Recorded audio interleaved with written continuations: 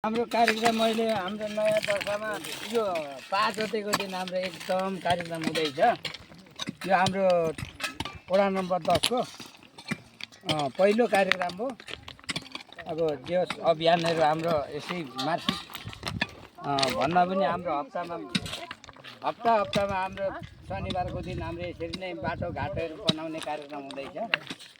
त्यसले गर्दाखेरि हाम्रो आज थोरै समूहमा छौँ। अब यसरी नै जुटाउँदै धेरै समूह हुने सम्भावना छ। यहाँ हेर्नु म नि तपाईँको लागि यहाँ काम गर्दैछु।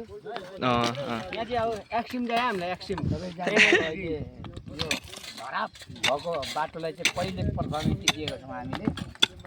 त्यसले गर्दाखेरि हामी अगाडि आज यो बनाइसकेपछि अर्को हप्ता हामी अर्को ठाउँमा चढ्दैछौँ।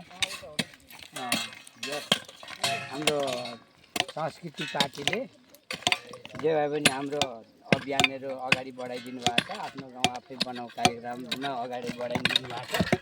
त्यसले गर्दाखेरि हामी अहिले सबभन्दा ठुलो धरापमा चाहिँ हामी अगाडि यसमा लागि परेका छौँ। समूह आज अलिक थोरै कम्ती हाम्रो 20-25 जनाको हुलमा मात्रै हाम्रो भएको छ।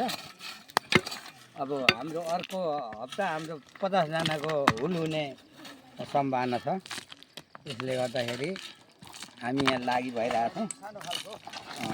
सबैजना हाम्रो भिडियो हेरेर लाइभ गरिदिनु होला। तपाईँहरू पनि यसरी नै अगाडि बढिदिनु होला भन्ने म कुरो राख्दछु।